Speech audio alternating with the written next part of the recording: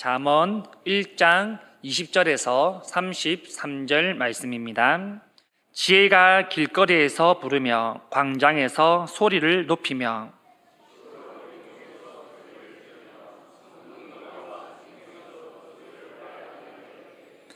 너희 어리석은 자들은 어리석음을 좋아하며 거만한 자들은 거만을 기뻐하며 미련한 자들은 지식을 미워하니 어느 때까지 하겠느냐.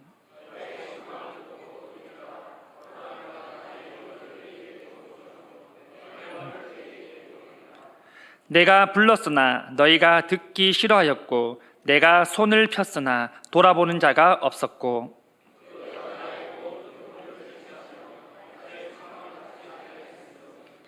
너희가 재앙을 만날 때에 내가 웃을 것이며 너희에게 두려움이 임할 때에 내가 비웃으리라.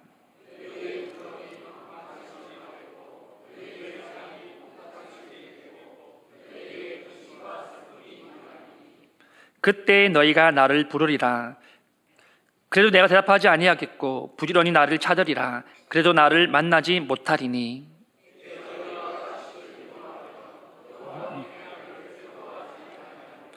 나의 교훈을 받지 아니하고 나의 모든 책망을 업신여겼음이니라.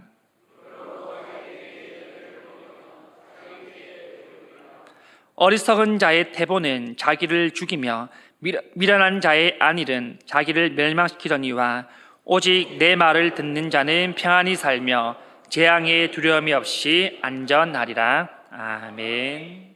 우리 옆 사람과 함께 이렇게 인사를 나누면 좋겠습니다. 하나님의 손을 놓지 맙시다.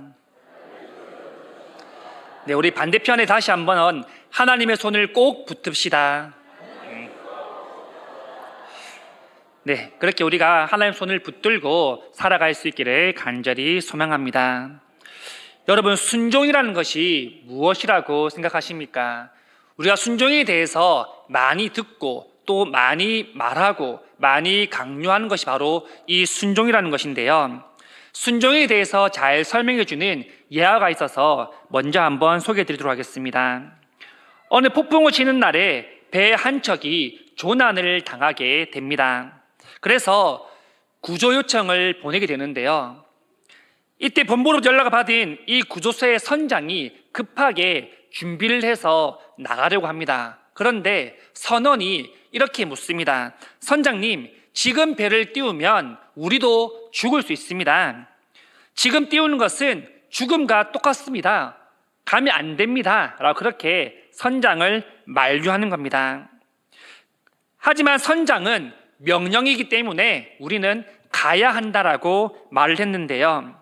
구조원이 다시 한번 이렇게 말합니다. 만약 가게 되면 명령대로 가지만 우리도 돌아오지 못할 수 있습니다. 라고 그렇게 선장에게 말을 합니다. 그때 선장이 이 선원을 보면서 이렇게 말합니다. 이 사람아, 우리는 돌아오라는 명령을 받은 것이 아니라 가라는 명령을 받았다. 그렇기 때문에 우리는 그냥 가면 된다. 그렇게 명령을 했다고 합니다. 여러 순종은 이런 것이 아닐까 생각을 해봅니다. 되든지 안 되든지, 듣든지 안 듣든지 우리가 정하는 것이 아니라는 겁니다. 우리는 다만 하나님의 명령 앞에 순종하면 되고 하나님 앞에 때를 넣든지 얻지 못하든지 우리는 앞으로 나가면 될 줄 믿습니다. 지난 잠언 1장에서도 우리가 순종에 대해서 살펴보았었는데요. 1장에서 말씀드렸던 순종은 부모님께 대한 순종이었습니다. 부모님께 순종할 것과 또한 부모님께 순종하지 않았을 때 어떠한 어려움을 당하게 되는지 그런 것에 대하여 우리가 1장에서 함께 살펴보았는데요. 오늘 본문 또한 순종에 대해서 중요하게 또다시 한번 말씀하고 계십니다. 오늘 말씀은 이 순종보다는 불순종에 대한 결과에 대해서 더 큰 포커스를 맞추고 있는데요. 먼저 본문 20절 말씀입니다. 지혜가 길거리에서 부르며 광장에서 소리를 높이며. 우리가 읽은 이 본문 20절을 보시면 지혜를 사람처럼 의인화를 시키고 있는 것을 볼 수 있습니다. 지혜가 지금 광장에서 무엇인가를 지금 외치고 있는데요. 어떤 걸 외치는지 보니까 22절에 이렇게 말합니다. 어리석은 자들은 어리석음을 좋아하며 거만한 자들은 거만을 기뻐하며 미련한 자들은 지식을 미워하니 어느 때까지 하겠느냐. 지금 의인화된 이 지혜는 불순종하는 자들에 대하여서 경고의 소리를 외치고 있습니다. 어리석고 거만하고 미련한 자들에 대하여서 공개적으로 그렇게 책망을 하고 있는 장면이 등장하게 됩니다. 우리가 잠언을 보시면 이 지혜에 대해서 되게 많이 단어가 등장하는데요.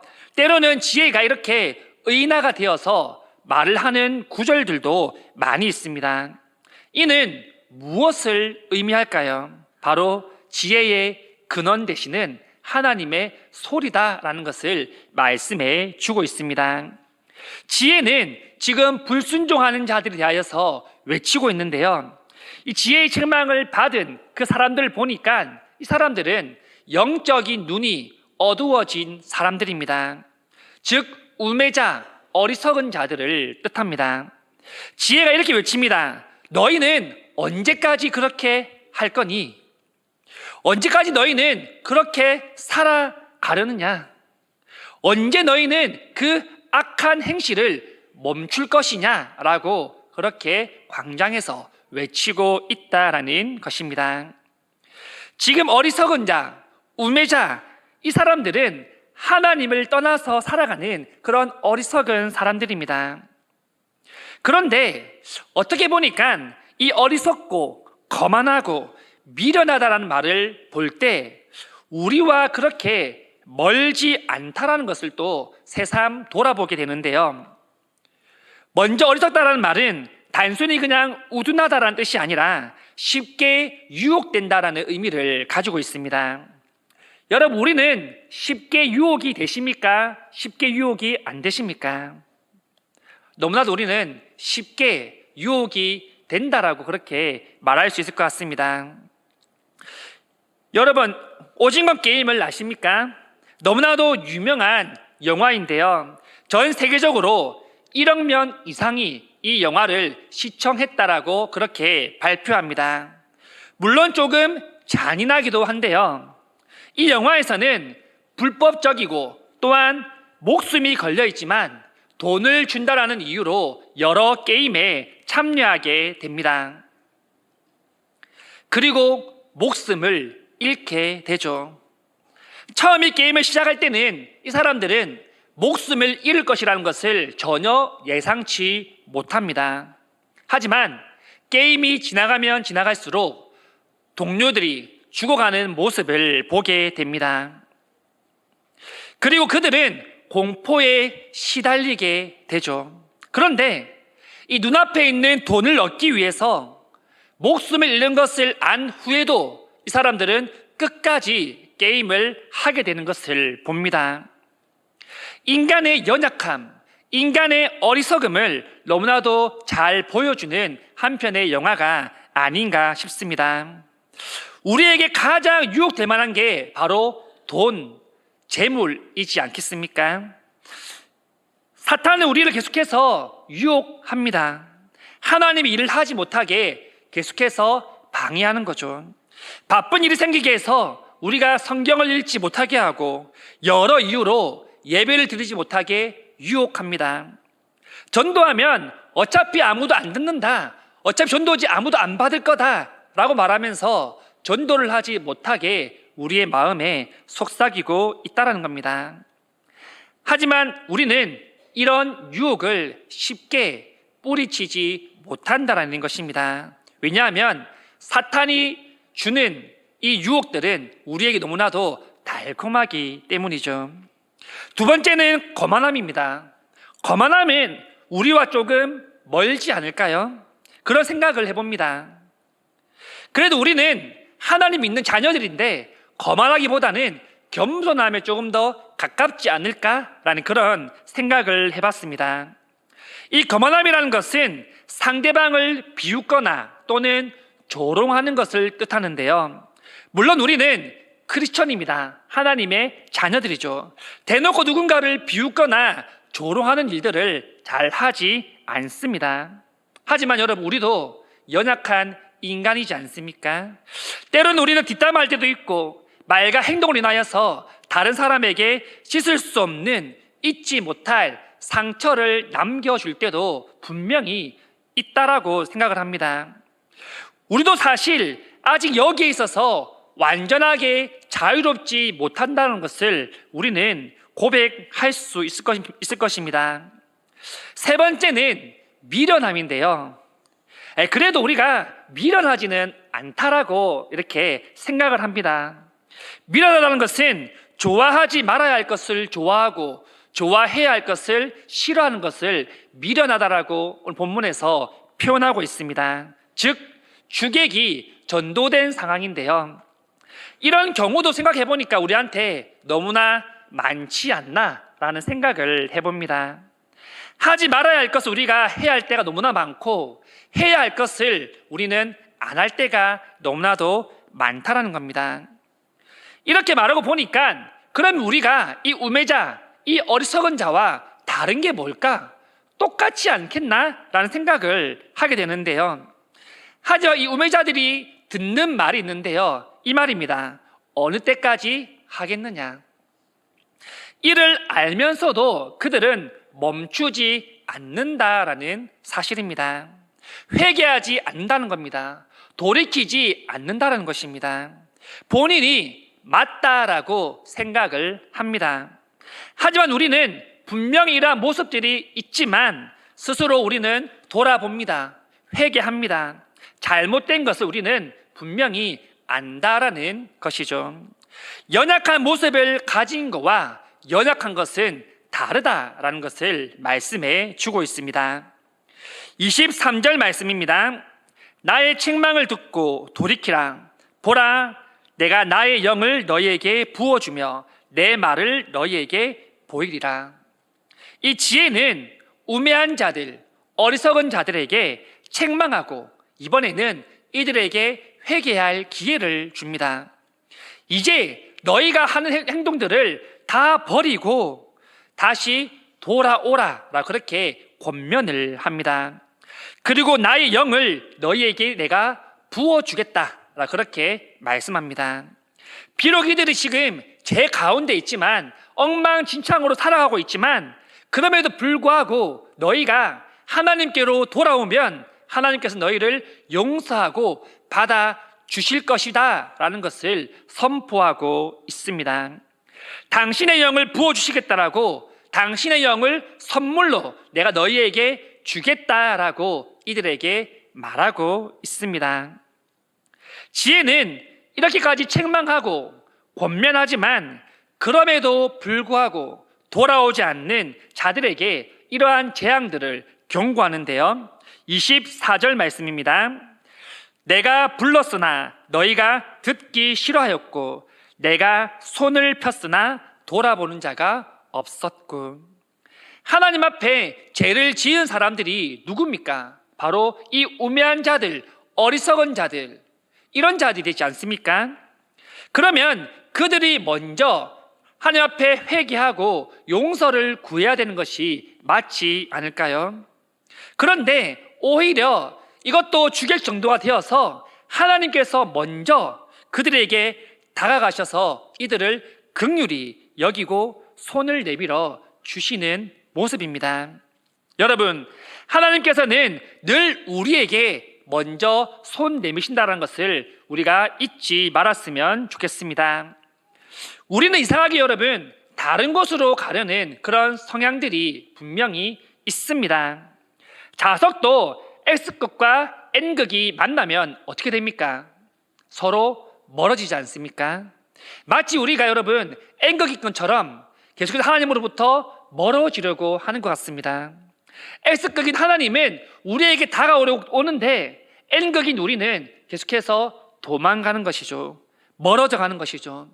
우리가 여러분 X극으로 바뀌지 않으면 우리는 하나님을 가까이 할 수 없습니다. 우리가 정말 제 가운데 계속해서 살아가고 하나님을 떠나고자 하는 그 마음도 우리 안에 가득 차 있다면 우리는 점점 하나님과 멀어질 수밖에 없다라는 겁니다. 늘 우리를 기다리시고 먼저 손 내밀어 주시는 그 하나님의 아버지의 마음을 우리가 잘 알 수 있기를 소망합니다. 25절 말씀입니다. 도리어 나의 모든 교훈을 멸시하며 나의 책망을 받지 아니하였은즉. 지혜가 하나님께서 이들에게 복음을 전하시고 이들에게 회개를 요구하시고 이들을 품어주시려고 먼저 하셨지만 그럼에도 불구하고 이들은 듣지 않았습니다. 듣지 않으려 합니다. 죄에서 돌이켜서 다시 새로운 삶을 살아야 가야 되는데 하나님 안에서 거듭나는 삶을 살아야 하는데 이들은 자신이 걷던 그 길을 그대로 걷겠다라고 그렇게 말을 하는 겁니다. 하지만 그 길은 여러분 희망이 없습니다. 그 길은 빛이 없는 어둠입니다. 그 길은 하나님을 등지는 길입니다. 이들은 이것을 알지 못했던 것이죠. 지금 자신들이 걸어가는 그 길이 가장 좋다라고 생각을 하고 있습니다. 26절 말씀입니다. 너희가 재앙을 만날 때에 내가 웃을 것이며 너희에게 두려움이 임할 때에 내가 비웃으리라. 이는 하나님 앞에 순종하지 않는 자, 하나님 앞에 어리석은 자들에게 말씀하시는 심판의 메시지입니다. 그 반응은 바로 웃음과 비웃음이라고 말합니다. 이것은 무슨 말을 하는 것일까요? 더 이상 그들에게 내가 구원의 손길을 내밀지 않겠다라는 것을 말씀해 주고 있습니다. 그냥 그들이 하는 일들을 내가 이제부터 지켜보겠다, 간섭하지 않겠다라고 그렇게 말씀을 하고 있습니다. 왜냐하면 아무리 말해도 그들이 길을 막고 들으려 하지 않았기 때문입니다. 여러분, 우리도 어떠한 사람에게 한 가지를 지시했는데 이 사람이 말귀를 알아듣지 못하고 그것을 잘 이행하지 못하면 어떤 마음이 듭니까? 처음에는 한두 번 다독여서 그렇게 이끌어 나갈 수 있습니다. 하지만 이런 일들이 계속해서 된다면 결국은 우리도 지치지 않겠습니까? 나중에 되면 무시를 하게 되고 방관을 하게 된다는 겁니다. 얼마나 잘하는지 한번 보자라고 그렇게 우리도 보게 될 수밖에 없다는 것입니다. 하나님이 지금 바로 이들에게 이러한 마음을 가지고 계시는 거죠. 이들을 구원하기 위하여서 많은 사람을 보내서 복음을 선포하고 하나님의 사랑을 전했음에도 불구하고 보여줬음에도 불구하고 이들은 들으려 하지 않고 보지 않고 결국은 스스로 심판을 택하게 됩니다. 하나님이 이들에게 내가 지금 잡고 있는 손, 내가 지금 내밀고 있는 그 손을 내가 거두겠다라고 말씀하고 계십니다. 하나님께서 이들에게 손을 거두실 때 어떤 일들이 이들에게 일어날지를 27절에 말씀하고 있습니다. 너희의 두려움이 광풍같이 임하겠고 너희의 재앙이 폭풍같이 이르겠고 너희에게 근심과 슬픔이 임하리니. 하나님과 함께 있으면 하나님은 그의 자녀들을 보호하시고 인도하십니다. 어떤 두려움이 있더라도 어떤 폭풍우가 몰아쳐오더라도 하나님께서 방패가 되셔서 우리를 지켜주십니다. 하지만 하나님의 손을 잡지 않는 자들은 어떻습니까? 두려움이 광풍같이 임할 것이라고 말씀합니다. 재앙이 폭풍같이 임할 것이라고 말씀합니다. 이 광풍과 폭풍, 이런 재앙들만 들어도 얼마나 무섭습니까? 여기에서 살아남는 것은 결코 쉽지 않습니다. 정말 강한 해오리 바람이 몰아치면 뿌리 깊은 나무라도 튼튼한 건물이라도 쉽게 부서지거나 날아갈 수밖에 없습니다. 이들에게 이러한 재앙과 심판이 임하게 될 것이다 라고 지혜가 지금 말하고 있습니다. 이 심판으로 인하여서 이들은 웃음이 아니라 슬픔과 근심에 잠기게 될 것입니다. 이들은 절박한 상황을 맞이하게 될 겁니다. 절박한 상황을 맞이해도 아무도 이를 도와주지 않고 이들의 목소리를 들으려 하지 않을 것입니다.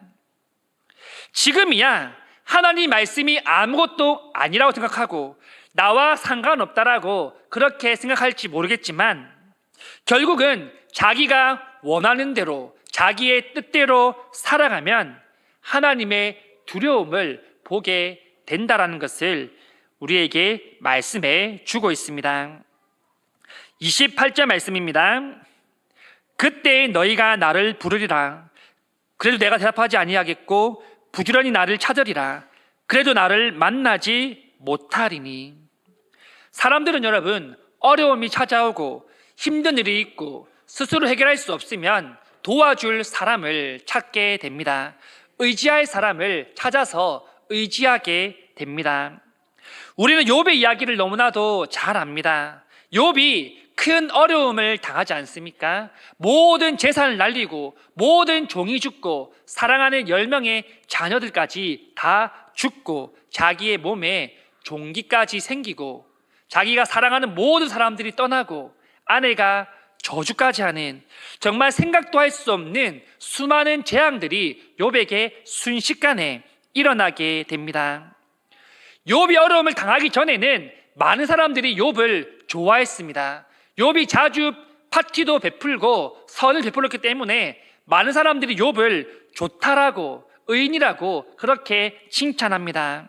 하지만 욥이 모든 것을 다 잃었을 때, 욥이 고통 가운데 앉았을 때 그 이웃들은 어떤 반응을 보입니까? 모두 다 한 명도 빠짐없이 다 떠나게 됩니다. 사람은 우리가 어려움을 당할 때 끝까지 함께 해주실 것이라는 그런 보장을 우리에게 주지 못한다는 겁니다. 왜냐하면 사람은 이기적인 마음들이 있기 때문입니다. 자기에게 이익이 없으면, 유익이 없으면, 도움이 되지 않으면 쉽게 동료와 이웃을 떠나거나 버릴 수 있는 게 바로 사람입니다. 자기에게도 어려움이 올 것이라고 생각하면 그 자리를 피하는 것이 바로 연약한 사람이라는 것입니다. 욥은 그래도 하나님을 의지했지 않습니까? 하나님 앞에 기도했고 하나님께서 욥을 긍휼히 여겨 주셨습니다. 하지만 이 우매한 자들, 이 어리석은 자들은 사람이 모두 다 떠나고 하나님 앞에 기도를 한다 할지라도 내가 너희의 기도는 듣지 않겠다라고 그렇게 단호하게 말씀하고 계십니다. 여러분 얼마나 절망적이고 또 절망적인 상황입니까? 이제 의지할 곳은 아무것도 없습니다. 세상에 소망은 없습니다. 그저 심판의 그 날만 기다릴 뿐입니다. 여러분 우리는 이러한 우매자의 결말을 너무나도 잘 알지 않습니까? 그렇다면 우리는 어떻게 해야 합니까? 우리는 불순종이 아니라 순종의 모습으로 살아가야 될 줄 믿습니다. 성경은 우리가 어떻게 살아가야 되는지를 잘 보여주는데요. 33절 말씀입니다. 오직 내 말을 듣는 자는 평안히 살며 재앙에 두려움 없이 안전하리라. 33절에 이 모든 재앙을 피할 수 있는 방법을 알려주시는데요. 그 방법은 듣는 겁니다. 누구의 말씀을 듣는 겁니까? 하나님의 말씀을 듣는 겁니다, 여러분. 우리가 하나님의 보호하심을 받기 때문에 재앙의 두려움이 없을 것이라고 우리에게 말씀하고 있습니다. 말씀을 맺겠습니다. 여러분 성도는 하나님의 말씀을 듣는데 힘써야 될 줄 믿습니다. 또한 듣는 것에 그치는 것이 아니라 우리는 즉각적으로 반응하고 순종해야 될 줄 믿습니다. 하나님이 우리에게 내밀어 주신 그 손을 우리는 뿌리쳐서는 안 됩니다. 그 내밀어 주신 손이 영원히 계속 될 것이라는 그런 착각 속에 살아서도 안 된다는 겁니다. 하나님이 우리를 긍휼히 여기시고 손 내밀어 주실 때 그 손을 붙들고 하나님과 함께 나아갈 수 있기를 간절히 소망합니다. 오늘 본문은 지혜를 의인하여서 순종하는 자와 불순종하는 자의 결말에 대해서 너무나도 자세하게 우리에게 말씀합니다. 오늘 이 말씀을 통하여서 하나님 앞에 어떻게 살아가실지 성도님들이 스스로 결단할 수 있기를 소망합니다. 여러분, 믿음은 들음에서 난다라고 말하지 않습니까? 즉, 듣지 않으면 우리에게 믿음이 생기기 어렵다라는 겁니다. 우리는 하나님의 말씀을 들음으로써 은혜 받고 들음으로써 하나님을 더 깊이 알게 됩니다. 여러분, 하나님의 말씀을 들을 때 우리에게 하나님의 위로가 임할 줄 믿습니다. 평안이 임할 줄 믿습니다. 우리가 걷는 이 길은 분명히 실패할 수 있습니다. 우리는 사람이기 때문에 잘못된 길을 계획하고 설계하여서 그 길로 갈 수도 있습니다. 하지만 하나님 내미신 그 손을 우리가 놓지 않는다라면 우리는 반드시 우리의 길이 하나님 원하시는 뜻대로 다시 걸어갈 줄 믿습니다.